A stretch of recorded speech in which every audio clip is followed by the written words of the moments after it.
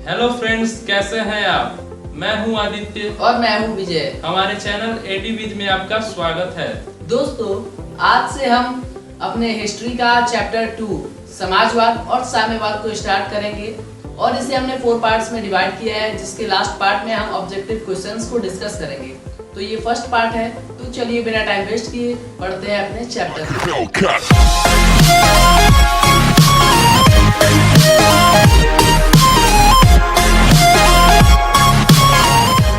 दोस्तों, आज हम पढ़ेंगे अपना दूसरा चैप्टर समाजवाद एवं साम्यवाद। अभी तक दोस्तों हमने देखा कि पुनर्जागरण के काल से ही यूरोप में कई सारे बदलाव हो रहे थे। यूरोप ने राष्ट्रवाद, औद्योगिक क्रांति जैसी नई चीजों का सामना किया। आगे चलकर ऐसे ही यूरोप में समाजवाद और साम्यवाद जैसी व्यवस्थाएं आई। तो दोस्तों, पहले हम जान लेते हैं कि जैसे वाद जो होता है वो एक भावना होता है और साथ ही जो वादी होते हैं वो उस भावना को मानने वाले होते हैं। जैसा कि हमने पहले चैप्टर में पढ़ा कि जैसे राष्ट्रवाद होता है कि किसी खास जगह, किसी खास संस्कृति को मानने वाले लोगों में एकता का अनुभव करते हैं। इसके साथ ही जैसे दोस्तों उदारवादी ऐसे लोग होते हैं जो मानव स्वतंत्रता, व्यक्तिगत स्वतंत्रता के पक्षधर होते हैं और राजा के निरंकुश शासन का विरोध करते हैं। इसके साथ ही दोस्तों रूढ़िवादी ऐसे लोग होते हैं जो पुरातन व्यवस्था को कायम रखना चाहते हैं और औद्योगिक क्रांति इन सब के खिलाफ होते हैं। साथ ही दोस्तों हो गया प्रतिक्रियावादी ऐसे लोग होते हैं जो हर छोटी छोटी बात का विरोध करते हैं। जैसे हमने पिछले चैप्टर में पढ़ा था कि पोलिगनिक प्रतिक्रियावादी था। तो दोस्तों, समाजवाद एवं साम्यवाद को देखते हैं। समाजवाद एक ऐसी व्यवस्था है जिसके अंतर्गत राष्ट्र की सभी बड़ी उद्योगों पर, उत्पादन पर सरकार का एकाधिकार होता है और वह उसका प्रयोग पूरी जनता के हित में करती है, यानी सभी को बराबर अधिकार प्राप्त होते हैं। इसमें कोई व्यक्ति छोटे स्तर पर निजी संपत्ति रख सकता है और इसमें कोई भी बदलाव या फैसले लिए जाते हैं तो वो लोकतांत्रिक तरीके से और उस समय जो व्यवस्था होती है, जैसे लोकतांत्रिक व्यवस्था या राजतंत्र, उसके अनुरूप ही होते हैं। जबकि साम्यवाद जो होता है वो एक उग्र व्यवस्था है। इसमें भी यह समाजवाद की तरह ही है। इसमें कोई भी व्यक्ति निजी संपत्ति नहीं रख सकता है। देश की सारी संपत्ति पे राष्ट्र का एकाधिकार होता है और वो उसका प्रयोग जनता के लिए करती है। इसके साथ साथ दोस्तों, इसमें श्रमिकों को हिंसक प्रदर्शन करने की आइए देखते हैं कि ऐसे क्या कारण हुए, ऐसी क्या बातें हुई जिनके कारण समाजवाद और साम्यवाद जैसी व्यवस्थाएं समाज में आई। तो दोस्तों, जैसा कि हमने पिछले पार्ट यूरोप में राष्ट्रवाद में पुनर्जागरण के बारे में थोड़ा बहुत पढ़ा था कि 14वीं से 17वीं शताब्दी के बीच यूरोप में जितने भी विकास हुए थे उन्हें ही पुनर्जागरण कहा गया। तो दोस्तों, पुनर्जागरण के साथ ही साथ औद्योगिक क्रांति संपन्न हुई जिसमें उद्योगों का विकास हुआ। तो दोस्तों, जो कहते हैं ना कि किसी भी चीज का अच्छा और बुरा दोनों प्रभाव पड़ता है, उसी तरह से औद्योगिक क्रांति का भी 2 प्रकार का प्रभाव पड़ा, अच्छा और बुरा। तो आइए बारी बारी से इन्हें हम देखते हैं। तो अच्छे प्रभाव में ये हुआ कि जहाँ छोटे छोटे उद्योग हुआ करते थे वहाँ बड़े बड़े उद्योग होने लगे, मशीनों का विकास होने लगा। और बुरे प्रभाव इससे ये पड़े कि पूंजीपतियों और श्रमिकों के बीच अशांति होने लगी। मतलब जो पूंजीपति थे वो श्रमिकों का शोषण करने लगे। तो इस तरह से औद्योगिक क्रांति ने जो समाज था उसे 2 वर्गों में बांट दिया, पूंजीपति वर्ग और श्रमिक वर्ग। पूंजीपति वर्ग जो कि बहुत ज्यादा शक्तिशाली था, श्रमिकों का शोषण करता था और केवल अपनी उन्नति चाहता था, और दूसरा वर्ग था श्रमिक वर्ग जो कि शोषित हुआ करता था और जो कमजोर था। दोस्तों, यूरोप में जब मजदूरों का शोषण होने लगा, किसानों का शोषण होने लगा, तो उनके उत्थान के लिए वहां पर एक नई क्रांति की पृष्ठभूमि तैयार हो गई।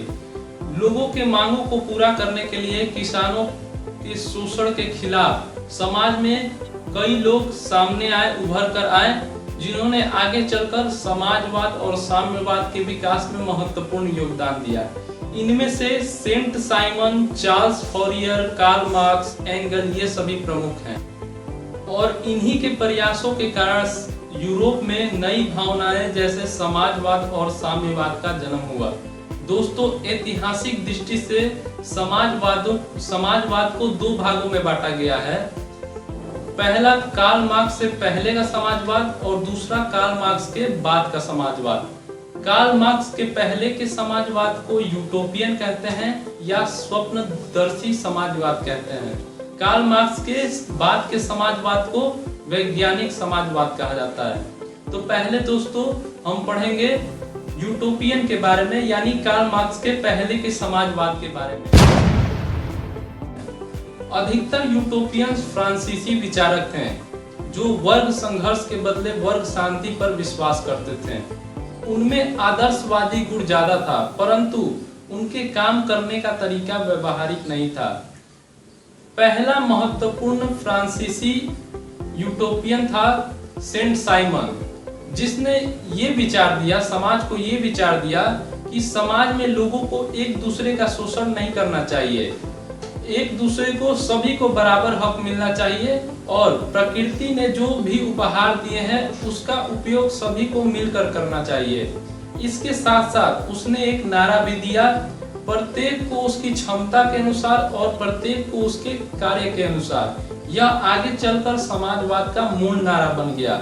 इसके अलावे एक अन्य महत्वपूर्ण फ्रांसीसी विचारक था चार्ल्स फॉरियर, जो औद्योगिकरण के खिलाफ था। वो समझता था कि श्रमिकों को छोटे छोटे नगरों और कस्बों में रहकर काम करना चाहिए। इसके अलावे दोस्तों एकमात्र ऐसा फ्रांसीसी विचारक था जो राजनीति में भी शामिल हुआ, वो था लुई ब्ला। इसके बारे में हमने पहले चैप्टर में पढ़ा हुआ है कि 1848 की क्रांति के समय गणतंत्रवादियों का नेता लामार्टिन और सुधारवादियों का नेता लुई ब्ला था। ये वही लुई ब्ला है। तो ये समझता था कि आर्थिक सुधार तब तक नहीं किए जा सकते जब तक राजनीतिक सुधार न हो। इसके अलावे फ्रांस के बाहर का एक प्रमुख विचारक रॉबर्ट ओवन था, जो एक ब्रिटिश था। उसने स्कॉटलैंड में लीव लुनार्क नामक स्थान पे एक फैक्ट्री का निर्माण किया, जहां पे वो मजदूरों को अच्छा वेतन देता था और बहुत सारी सुख सुविधाएं देता था। उसने पाया कि सच्चा और वास्तविक श्रमिक वही है जिसे अच्छी सुख सुविधाएं प्राप्त हो और जिसे अच्छा वेतन प्राप्त हो। इससे उसने ये भी पाया कि उसके फैक्ट्री के उत्पादन में वृद्धि हो गई। तो हमने यूटोपियंस के बारे में ये सब देखा। दोस्तों, ये समाज में कोई विशेष प्रभाव नहीं डाल पाए, पर इनका अपना एक महत्वपूर्ण योगदान है। इनके बाद से ही लोगों ने श्रमिकों की स्थिति के बारे में सोचना शुरू किया और आगे जो भी विचारक हुए जैसे कार्ल मार्क्स, उन्होंने इनकी गलतियों से सीख ली। तो कार्ल मार्क्स का जीवन काल 1818 ईस्वी से लेकर 1883 ईस्वी तक है।